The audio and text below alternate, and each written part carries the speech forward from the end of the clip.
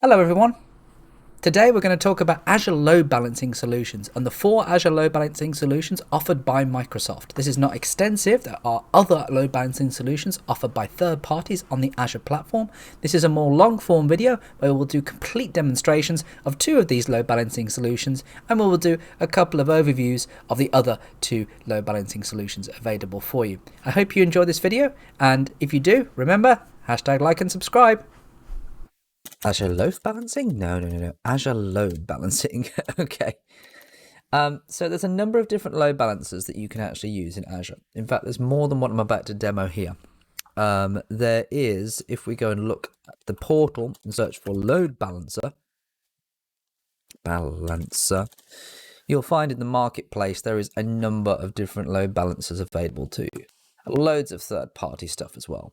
Load balancers from Kemp, Nginx load balancers, Shaka load balancers, all sorts of fun stuff. F5, Big IP, Cosystem, Cisco stuff. It's all in there if you want it.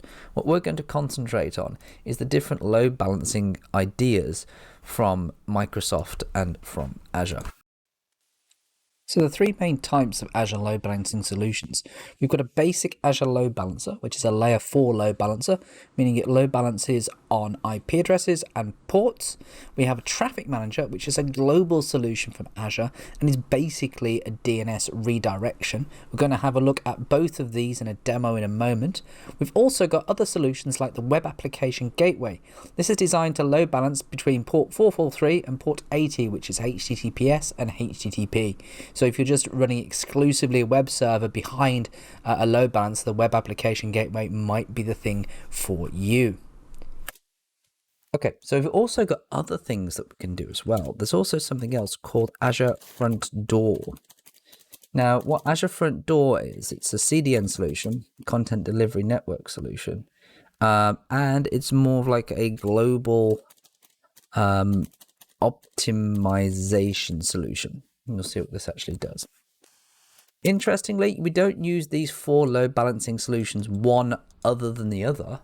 We can use multiple of them all together to facilitate a much bigger solution.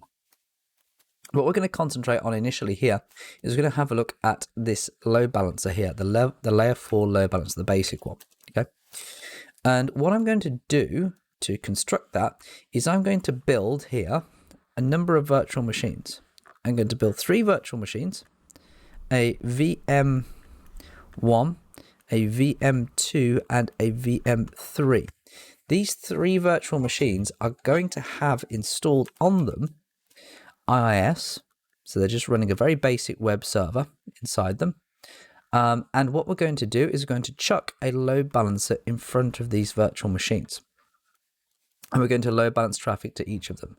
This load balancer is going to have a public IP address attached to it.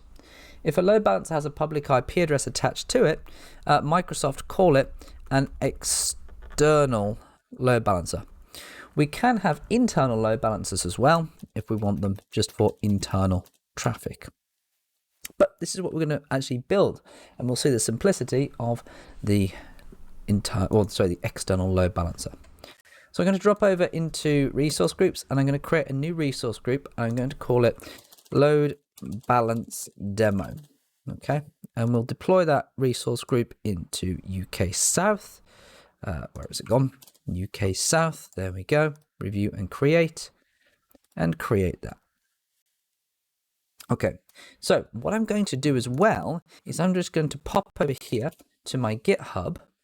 And within my GitHub, I'm going to pop into my AZ-104 notes section, and I'm going to pop into templates here. Within templates, I have a load balance demo template, which has got a button.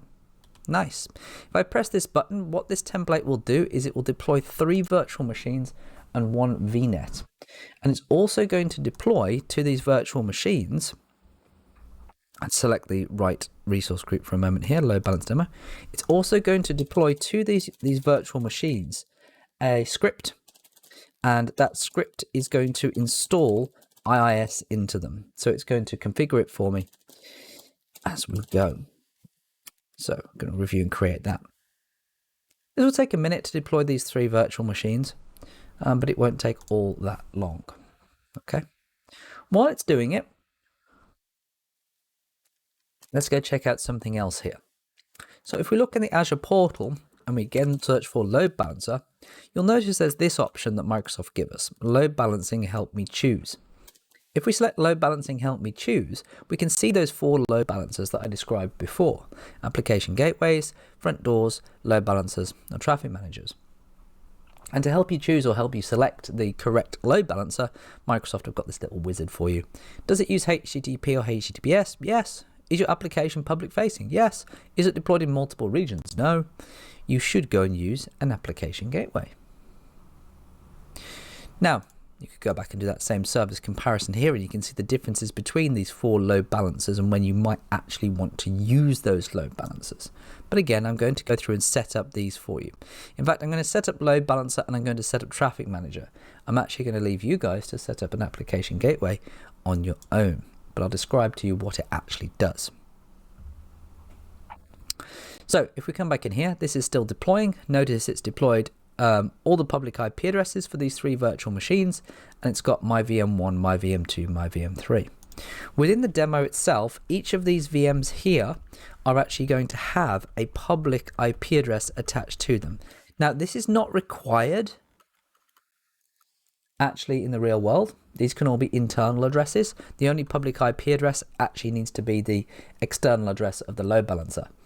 But I'm using this as a demo, and that gives me some direct connections into the VMs to prove that there is a website actually running on those VMs. They don't need a public IP address for this to actually work or function.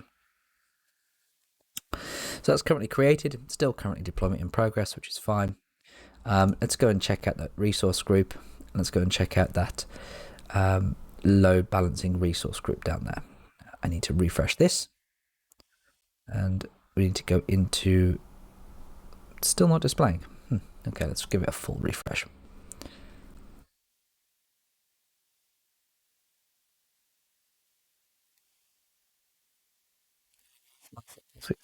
Still not displaying. Shift refresh. Right, fine, I'll do it the other way around. So we'll just go and jump into that resource group, load balance demo. There you go, see, it exists. Sometimes different sections of the portal don't quite update. They will get there eventually, okay? So I have my VM1, my VM2, and my VM3 here, ready for me to actually use. They are currently still deploying, so they might still be actually coming up at this point. But if we go to my VM1, we can just see it's a standard DS2 V2 machine. It does have a public IP address hooked up to it. If I go and copy that to the clipboard, hopefully this should work, which it does. And we can see in VM1, it returns hello world from my VM1 because it's got a web server running inside it. If I go into my VM2 and I go and select the public IP address of my VM2, and I try to connect to that, we'll see Internet Information Services. Okay, it's halfway got there. There we go. Hello world from my VM2. I'm not going to do VM3 because I can assume that you figured out what VM3 is going to say at this point. So we want to load balance that. So if I go to Load Balancer here,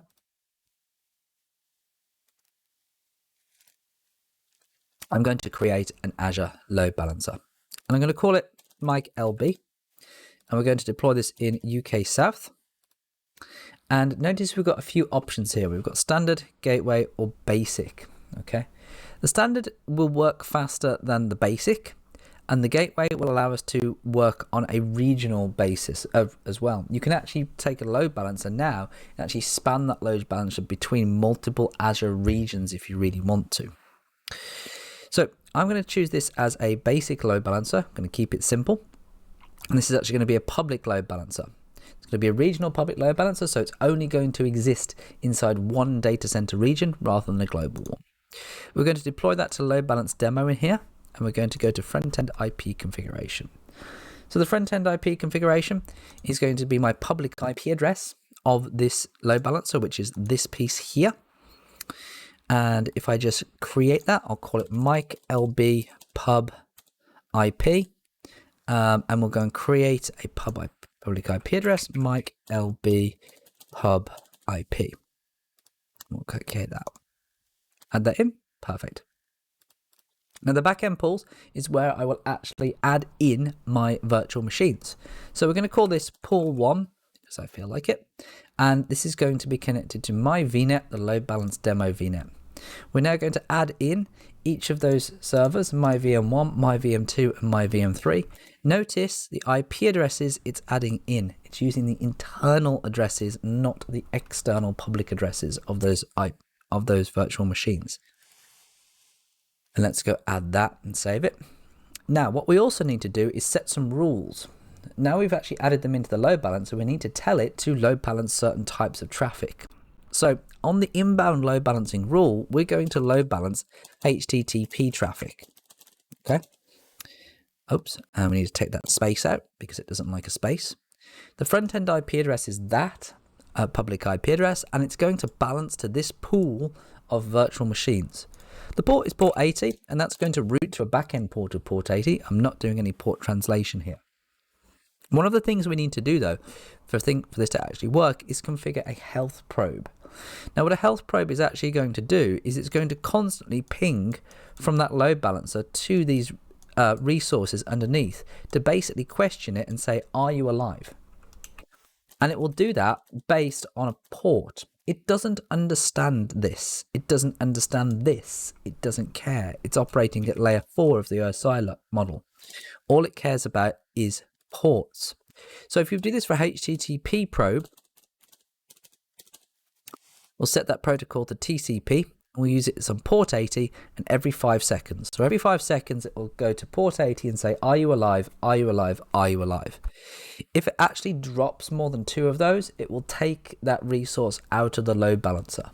So if you're rebooting a virtual machine, it won't send traffic to it. Okay. We're not going to bother with idle timeouts or floating IP returns. Floating IP returns will send back the public IP address of those VMs. We don't want to do that. An idle timeout, if we set this to more than 4 minutes, it basically means that if somebody is coming in here to access a load balancer and they end up getting routed to one of these virtual machines, they are always going to get routed to that virtual machine for the next 4 minutes. It's kind of semi-session persistent. So we'll add that in. We don't need any outbound rules for here. We're not doing any SNAT, any source network address translation, and we don't need any tags. We can review and create that. And that's it. That load balancer is actually built. Now, something confuses me in Azure, or it's from Microsoft. Look at that logo for load balancers. What color is that? It's green. Look at that deployment in progress. What color is that logo? It's purple. I don't know why, but they didn't actually line up the colors of the load balancer logo. If you go and look for load balancer here, look, it's green again. If you go and look at load balancing in here, look, the load balancer logo here is green. But if I go and look at load balancer here, and I go into Marketplace to see absolutely everything, you should see the Microsoft load balancer with a purple logo again. It's one of the minor things in Azure that annoys me slightly. So that load balancer should be completed by now. It is, and I can go and have a look at it. So if I look at that load balancer, we have a backend pool, 3 virtual machines. Let's check that those 3 VMs are added in. VM1, VM2, VM3.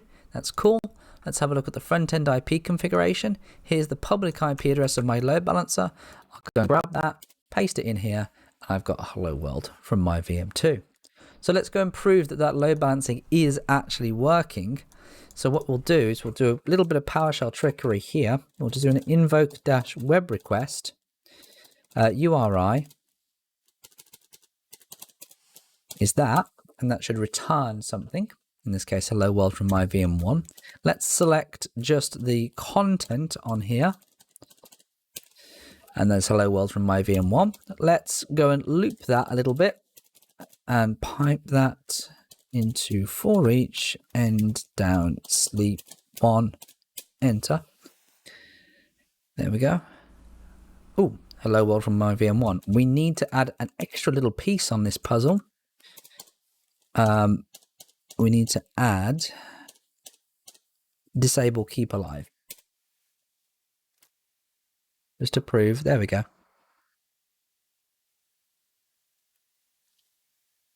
As we can see, load balancing is working. Wonderful. Very, very simple. That load balancer doesn't do anything special. That one over there doesn't do anything special. It's just layer 4. It's just load balancing IPs and ports. That's it. So let's do another one. Let's do Traffic Manager. Okay. And to do Traffic Manager, what I'm going to need to do is I'm going to need to come back into my templates here, and I'm going to just drop into my template for my web app demo. This will create 2 web apps in 2 service plans in 2 regions, East US and East US 2. Let's go deploy that.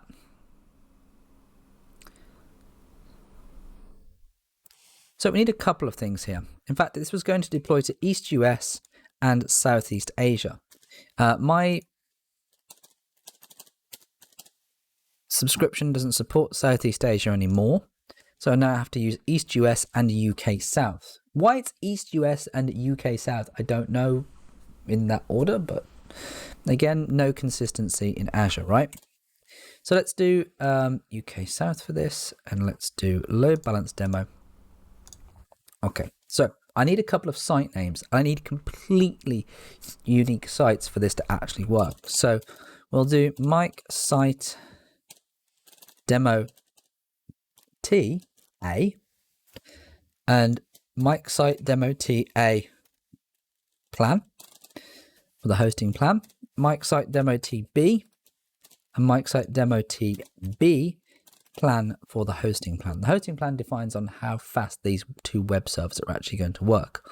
They're both going to pull this GitHub repository, which contains a website, a very, very basic website. So we'll wait for that to deploy, and I'll just draw out what it is we're looking at. Did that start? Yes, that did start. So what we've got is a web app, which is a web server, and another web app over here. Okay. One of these web apps is running in UK South, and one of these is running in East US. And what we're going to do is we've got a centralized GitHub repository here that contains a website, and that's being pulled in to each of these web apps. They're going to receive the same website code. We're going to throw in front of these something called an Azure Traffic Manager. Now, Azure Traffic Manager is one of the very few global services in Azure, which means it doesn't actually sit in any region. It sits everywhere at once. And basically what it does is DNS redirection. Okay. You can set up Traffic Manager in a number of different ways. You can redirect people based on things like performance, based on geographic area, based on weighted. You can do a few different options here. You'll see them in a moment. But the idea is that if you have a traffic manager globally, you can throw some DNS in front of this, and then your users across the world will come and connect to that traffic manager. And they will query the DNS address for, hey, can I have this website, please? And the traffic manager responds. The traffic manager does not proxy the traffic. The traffic manager responds to a user and says, hey, okay, you're coming from maybe Europe. You need to go and talk to that web server over there. Or, you know, if somebody's coming over from America over here, again, we'll make sure we've got Americans with their flag, and they are querying the same URL on the internet, the traffic manager is going to respond and redirect them to the web application in that location over there. It's the basic use of traffic manager. It does not proxy the traffic. Unlike the load balancer, when a user comes to hit the load balancer will proxy that traffic for that user. Okay, it goes through the load balancer itself. Traffic manager is just a redirection system. That's all. So if we come and have a look at this, we should find that we've got, the underlying API might be helpful. Resource, terminal provision state. Oh, something failed. Resource deployment failed with terminal provisioning state failed. Okay, this is a teachable moment. Sometimes things do fail to deploy in Azure for one reason or another. In this case, it has a status of conflict. The problem is, though, that I've got a failure to deploy, and my summary says the resource operation completed with terminal provisioning state failed, resource deployment failure. And even the raw error tells me the same thing. Sometimes in Azure, you will get an error that literally says, computer says no. And that's what's just happened there. Half of that got deployed, the other half didn't. So let's go back in here into resource groups. Let's go into load balance demo, and let's see what got deployed and what didn't. It said both of them got deployed. So let's go and have a look and check those two different services. And let's have a look at Mike demo site TA. Let's open up the URL for it. Did that work? And then we'll open up Mike demo site B. Okay, B works and A works. So it did deploy. So in this case, that error that we got was actually incorrect. This is possible within Azure. Sometimes when Azure actually has an error, that error will just retry until it actually works. So in this case, it did actually work. It's just that's showing a bad error for some reason. Okay. So we can close that down. That's fine. That did actually deploy successfully. So we have Mike demo site A, which we open up here, and we've got Mike demo site B, which we've opened up here. Both of these sites are connecting to, or have deployed, sorry, the ball, where you press a button and the ball moves. Because reasons. This is something I wrote ages ago when I was trying to learn JavaScript. Okay. It works nonetheless. So what we want to do is we want to put a traffic manager in front of this site A and site B.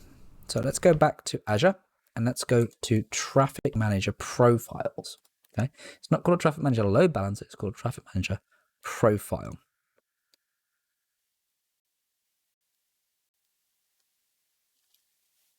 So we're going to call this Mike site Traffic Manager. Notice the full URL, Mike site Traffic Manager .trafficmanager.net. Okay. You've got different routing methods: performance, weighted, priority, geographic, multi-value, or subnet. I'm just going to leave it on performance. If you're unsure, you should. What performance is actually going to do is it's actually going to respond back to a user with both locations and basically say to the user, go ping both of those locations and figure out which one is faster for you and connect to the fastest one. So we'll deploy this to a resource group of load balance demo and we'll go and create it. Again, it's one of those services in Azure that doesn't actually require that long to actually deploy. So we'll just give that a second to deploy and it's done. Let's go to that resource. So we have our traffic manager here, Mike site traffic manager.trafficmanager.net. And if we drop into endpoints, because we don't have backend pools, we have endpoints in here. We can go and add in our endpoints. We're going to choose an Azure endpoint. It doesn't matter what the endpoint is. Again, the traffic manager doesn't know what this is. The traffic manager is literally just doing a DNS redirection here. And we're going to call this site A. And this is going to connect to an app service. And it's going to connect to Mike demo site A. We'll go and add that in. We won't add any custom addresses or any custom headers in there. We're just sticking with the simple demo. And we'll go and add in Azure endpoint. We'll call this site B.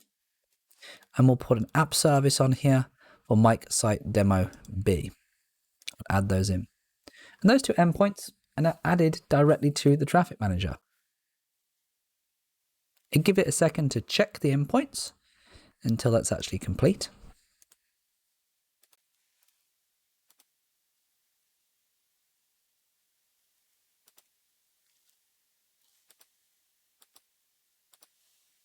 Hopefully that should work.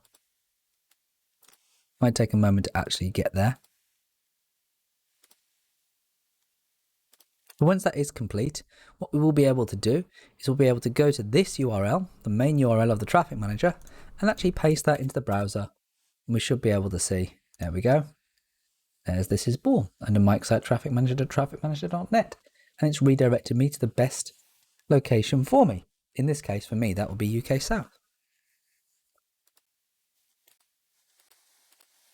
Now, there are other additional services down here as well. So for example, I'll just bring back up some slide decks. There is also this concept of an application gateway. Now, within an application gateway, this is designed to load balance port 80 and port 443. Application gateways can do a number of things, a number of different features. Like, for example, it can do stuff like SSL offloads for you if you really want to optimize your traffic. It can also connect to multiple different backend instances and look at the content that's being routed. Here's the special stuff. We can do things like path-based routing and multiple site routing. So in this case, we could have things like /images and /video, two different subdirectories of our website, routed to slightly different server pools based on what the user is requesting. Because an application gateway contains two things, a web application firewall and a layer 7 load balancer. Since it's operating at layer 7 of the OSI model, it's operating at the application layer, which means it understands the contents of the packets, including things like the DNS address that's actually been requested. So we could have an application gateway with multiple different websites behind it, so things like Contoso or Fabricum here. And whoever requests Contoso gets sent to the Contoso pool, whoever requests Fabricum gets sent to the Fabricum pool.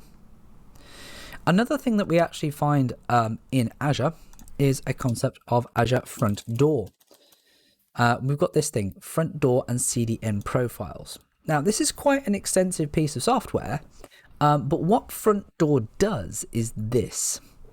If you've got the Azure Backbone network, okay, and we go here into images, we go and grab a very quick picture of the Azure Backbone network, open image in new tab, zoom in on that one.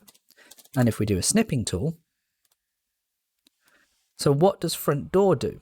Well, Front Door does things like it acts as a CDN, i.e. a content delivery network, so it can cache things more locally to the user.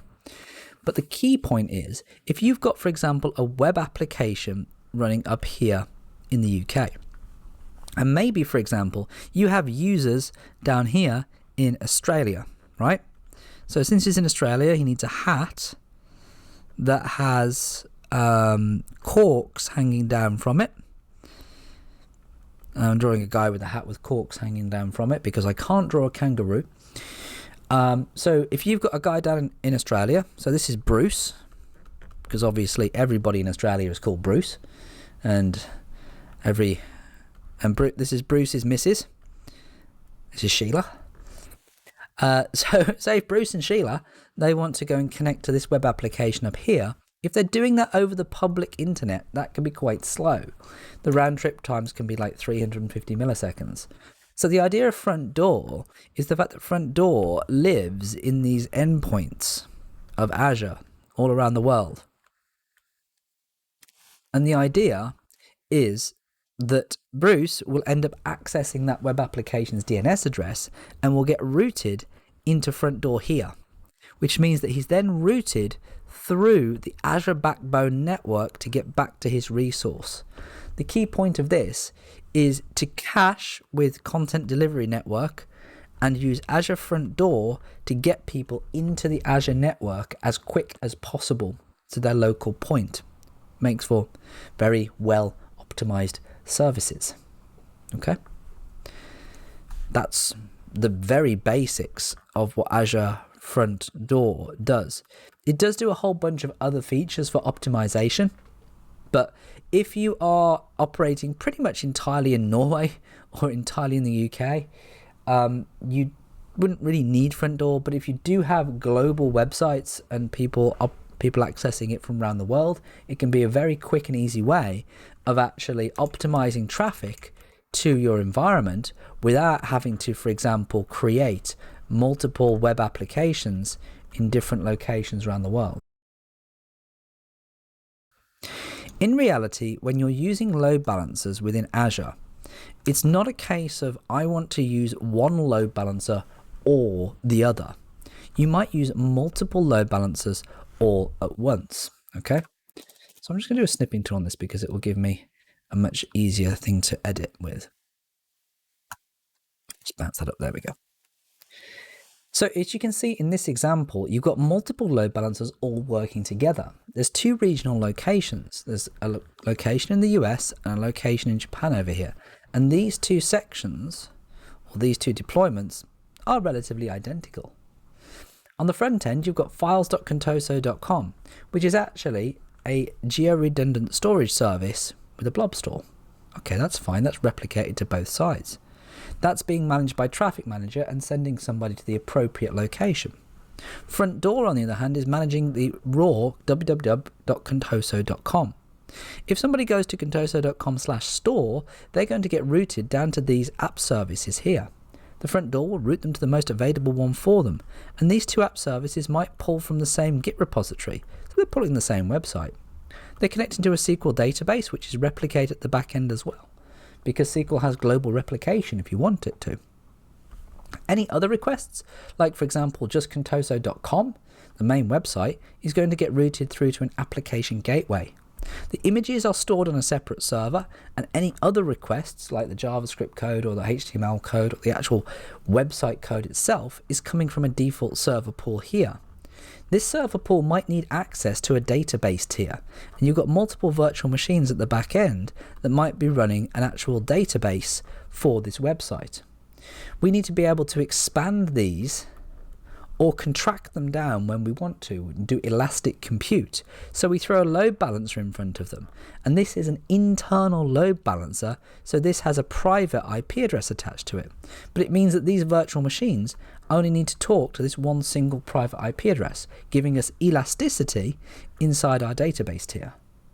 So the point I'm making is, it's not a case of I'm using Front Door or Traffic Manager or Application Gateway or Load Balancer.